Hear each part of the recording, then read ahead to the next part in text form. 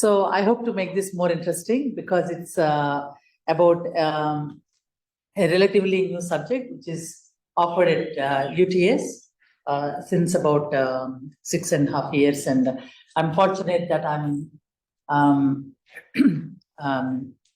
engaged with this subject since the very first semester. And here we are. My other three colleagues are joining online. So we all acknowledge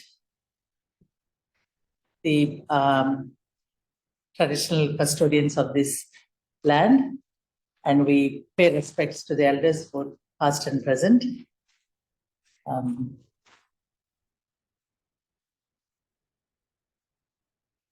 So we plan to, so the title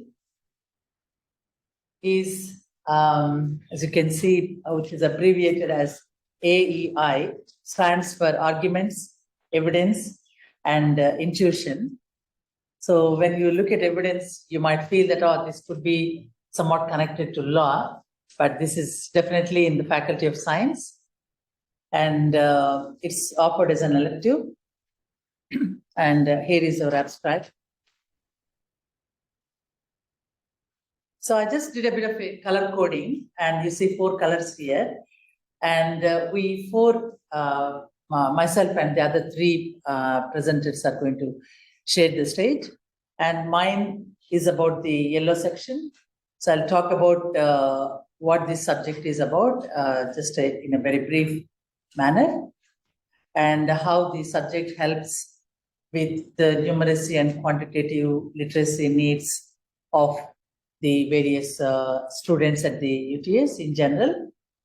And the pink section is about the indigenous data that we also look at in terms of talking about the various rules associated with them and how we interpret and how we expand on them. So that is going to be dealt by Pranati Balijepalli. The green section is about graphical and numerical data and how to process it. So basically we use the Excel tool, and we teach just some very needed parts only. We don't give a full-fledged expansion of Excel, but that part is done by Radha Somanchi, and the aqua color is to introduce them in a gentle way about the purpose of big data and where we stand in relation to big data. So that is done by Visali, Kadiyala. So it is a little bit of a challenge because the LMS has got only one side on the canvas, but it deals with 2 subjects. As you see, the subject numbers are 36,200 and 201. And as it says, we cater for different faculties. But again, there are no hard and fast rules. So sometimes people in science and engineering, they might take up the 8 credit point subject and vice versa. Now, what is the purpose of this? How was this concept envisaged? As you can see in the last 2 bullets, the 36,200 has a purpose to give that practice in communication aspect to the science and engineering students, when they need. And for the 36201, it is to cater to the communications and journalism students, to give them that extra confidence and to provide them the confidence to deal with with some maths and some numeracy, etc. And of course, I'm not going to go through the assessment details because they are quite structured, and this session may not be adequate. So I'm just showing one slide about a famous example of conditional probability. And I used some abbreviation, but it's not very hard to follow.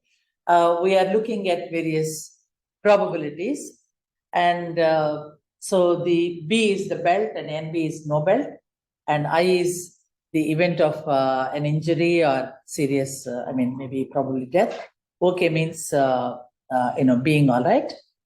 So as you see the numbers here, when you wear the belt and to probably have an injury, serious injury, the probability with these numbers is calculated here with all the rules. Of course, the goal of the subject is not to teach the in a structural way, but I'm just using this to show the fun side of this and also somewhat counterintuitive. So the probability comes to about 6.16%, whereas as you go down, when you don't wear the belt and then to meet that injury, the probability is calculated to be 8.5. So someone can always argue that the difference is not much, whether you wear or whether you don't wear. There is another equation that I have borrowed. Again, a famous equation. So I'm going to connect the three parts of the title argument. So by means of an argument, what do we understand, or how do we explain to the student, and what are these arguments? Are they arguments that are the legal arguments, and what type of evidences, and what is meant by the intuition? So again, these can be quantified in some sense, but this slide I just prepared to just introduce some fun into this. But when we say arguments, we are looking at various arguments that are presented in the general media, and to look at those arguments and to understand whether the logic flow is okay, and whether the number flow is all right, because now we are bombarded with more and more of daily material to read, whether we want or not. They could be coming from Fox News, or coming from TV, or from several places, and the more we read, the more we are fed. So what to believe, what not to believe, and how to judge those arguments, and how to take up the evidences. What is the how much correct they are, all these things. And then where does our intuition come into the picture, and how much do we believe about intuition, and is that taking us to the correct conclusions always or not? So these are all put together in this subject. So now I would pass on the stage to my next presenter, Pranati Balijepalli, who will be talking about the indigenous data and related stuff. Thank you, Usha. Over to you. Can you hear me? Yes. Thank you very much, Usha. UTS has had a whole of university focus on the implementation of indigenous graduate attitudes for a number of years. Their strategy includes the university's aim to have a nationally significant indigenous graduate attribute commitment, one that will make an important contribution to the professions and will bear close scrutiny by the indigenous professionals. The reason is to integrate indigenous content so that the students can acquire knowledge, skills, and applications. By including indigenous content, students will gain the knowledge of the cultural, historical, and contemporary context that influence indigenous Australian life. Their skills will be enhanced by considering the nature of the profession and by thinking critically about the intersection of indigenous Australian involvement, experience, and achievement. Students will apply knowledge and skills relevant to an indigenous Australian context to shape possibilities to work for and with indigenous Australians in the field of expertise. The image here is a depiction of the Face the Facts, which highlights the key issues of Aboriginal and Torres Strait Islander peoples taken from the Australian Human Rights Commission. The Commission's main responsibility is to review the data regularly and evaluate the impact of it on the policies related to the Indigenous people. Next slide, please. Data and IGA. The aspects to consider when dealing with data associated with Aboriginal and Torres Strait Islanders are the following. Well, I don't want to read through these slides, but the 2 points I would like you to notice are the highlighted ones. Yes, although we collect the data in the most efficient methods, the image says it all.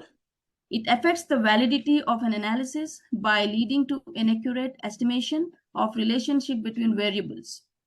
And the other one is data privacy. Data privacy is another threat for everyone, but I understood data related to the First Nations is considered as a threat by the community. However, the community responded by adapting to the use of technology to guard their data. Next slide, please, Usha.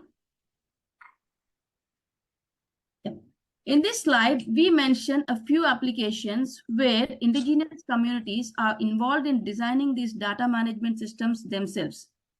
AHAU is one of the apps where the co-founder also quotes by acknowledging the tribal and community early adopters who helped shape the app's prototype. They are the ones who have taken the technology into the community so that they can see themselves reflected back in it. My colleague Radha will continue from here to further discuss about one of the tools used for data analysis. Thank you. Thank you, Pranati. Hello, everyone. My name is Radha Somanchi, and today I will share my strategies for enhancing student learning through technology. Although online teaching is different from face-to-face teaching, platforms like Teams and Zoom have made it easier for me to guide my students to useful websites and resources that aid in the learning process with a positive feedback. The primary objective of this subject is to teach students how to use Microsoft Excel as a technological tool to create and analyze statistical summaries of data. Our goal is to develop proficiency in Excel among students by creating graphs and analyzing data using statistical methods such as descriptive and 5-number summaries. On this slide, you can see what terms we ask students to calculate our correlation with a scatter plot, summary of statistics like mean, median, mode, etc. using built-in formulas and features of Excel. These skills are critical for storytelling with data. As Pranati suggested, students are encouraged to consider Indigenous data as one of the topics for their assessments. Data stories are not merely presenting numerous statistics and diagrams. Next slide, please, Usha. Rather, the data is utilized to support the narrative. In the provided image, Martha Kang suggests 7 categories of data stories. These categories are used to help students to understand how data is used to convey a message or inform an audience. When students work on storytelling, they must understand how to incorporate external sources to support their analysis and arguments. Next slide, please, Usha. A sound argument is one where each claim is backed up by evidence. External sources are the examples that are displayed on this slide and are available online and in the UTS library search as well. To ensure credibility, they should compare their own story with other sources and use citations. This will enable them to make judgments that demonstrate significant insights and add value to their data story. Next slide, please. Whilst looking for evidence to validate their arguments and observations, students may come across some fallacies. Fallacies are errors in reasoning that make an argument invalid. As such, we assist in identifying any logical fallacies or reasoning they may encounter in their daily lives, such as social media, news articles, or regular conversations. Students are made aware that they cannot draw a conclusion based on claims made in an argument that contain fallacies. They should be mindful of avoiding these fallacies when telling stories with their data. Students are encouraged to explore various examples and interesting online resources available on our teaching platform Canvas for inspiration. Next slide, please. Here are some examples shown in the slide. Bandwagon fallacy. Not to be told, picture itself tells the story. In the comic strip presented below, Dr. Fallacy attempts to convince people by using a particular type of fallacy. However, it is important to note that everyone is engaging in such behavior. Furthermore, it is essential to understand that just because a lot of people think or do something, it does not necessarily make it a right or good thing to do. We have another example, slippery slope. As you can see in the picture, an argument is made by some individuals in which a seemingly minor action sets off a series of interconnected events that ultimately result in a significant, often negative outcome. As you can see that if you don't pass tomorrow's maths exam, then you can't take calculus when you're in college. That is very a slippery slope. I acknowledge these sources as taken from the internet and from the UTS Canvas. Next slide. Below are some examples along with the corresponding links for reference. My next speaker, Visali, will talk about big data, and all the questions will be answered at the end of the presentation. Thank you so much for your time. Thank you, Radha. Hello, everyone. My name is Visali Kadiyala. A simple statistics on my screen. So do you know that 66% of the world inhabitants are using internet? And recent statistics from ABS states are 61% of young adults and also 61% of adults above 15 and 74. They are fully engaged with work and study. So this gives us a basic information about how much of people are interacting with internet at the same time creating the data, and also how many people are engaging in study and work. Next slide, please, Usha. So why we are introducing big data in the context of this subject, arguments, evidence, and intuition? This is to introduce the students to a huge arena of big data and data analytics. Just a moment before I mentioned that how many people are interacting with internet, and it is estimated that by the end of 2023, about 70% of the population in the world are able to have internet access, means they're engaging and creating and consuming the data. So because data is everywhere, it is important for us to have that knowledge to understand the context, and irrespective of the areas of the study and work we are involved with, it is essential to learn how to extract basic information and basic story involved in the data. And also now, because we are part of the data consumption and also the part of data creation, it gives us some information so that we can be cautious about what type of information we are sharing with these applications or over the internet. Next slide, please, Usha. Also on the screen, you are also looking at a quick statistics about how much of data is generated every minute.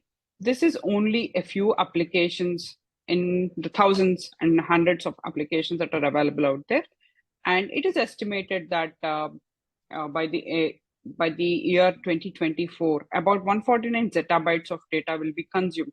1 zettabyte is like 10 to the power of 21 bytes of information. And you can clearly notice that between 2021 and 2024, within the 3 years, the data consumption almost doubled from 74 zettabytes to 149 zettabytes. So that's a huge change. Next slide, please, Usha. So to just quickly understand what data analytics about, it helps us to uncover any trends, patterns, and especially it helps us to identify any correlation related to the large amount of raw data that is available within our area of interest. Next slide, please, Usha. So the data analytics explored in AEI that can be also relevant to big data analytics or descriptive analytics. So with the help of Excel analysis, students get to understand what is happening within the context of that specific data set. They will understand what is, for example, if it's a business data, they can identify what is the best selling item, what is the most common purchase, or what are the trends, what is the profit, what is the distribution of sales over the past few months at the time the data was created. So these are the type of analytics they explore as part of the subject, and also diagnostic analytics. Why did it happen? So this helps us to identify the root cause, like why did it happen? This is where correlation and causal effects come into picture.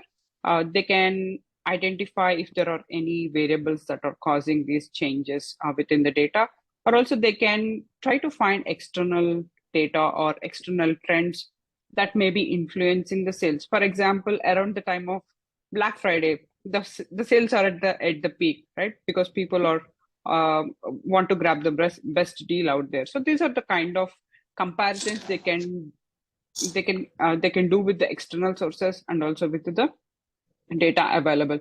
These two are extensively explored in this unit. Next slide, please, Usha. So now that my colleagues and I have given the highlights of the subject, so how are our students are receiving it and feel about this? As mentioned earlier, we have students starting the subject with the different levels of quantitative and writing skills. And we always assure that plenty of help is available in the form of workshops, tutorials, and maths science study center at QTS. Also, the students have the flexibility to consider the topics and also the data sets they can work with. They can either choose something that is relevant to their profession or study, or of their personal interest. Majority of the students, they would like to explore their personal interests like sports, especially NRL data sets they work with, and also movies, climate change, and many more. The very special, our colleagues, we really enjoy the part of the semester where the students get to present their analysis to the class, which actually initiates a very good discussion across the class within the classroom environment. It is very helpful. On this slide, you can see some comments from the student feedback survey from previous semesters, where how students are really happy, and also where they are very positive about the learning they did in that semester, and also they appreciate how this subject is structured, especially with the help of Canvas. And also we take all the feedback into consideration, and this subject is evolving in the past few years, as Usha mentioned. Now I will hand over the talk to Dr. Usha Shridhar to conclude this presentation. Thank you so much. Thank you, Visali, Radha, and Pranati. So we put some references. So basically, we tried to give a bird's eye view of the subject, but we couldn't go deeper into the assessment aspect, or how we create the rubrics and how we update them and how we ensure that they are changed regularly, so that there is less chance for students to rely upon past work. So in this context, I repeat my thanks to Associate Professor Mary Coupland and Coral Corner, who have been very supportive to all of us. So open for questions.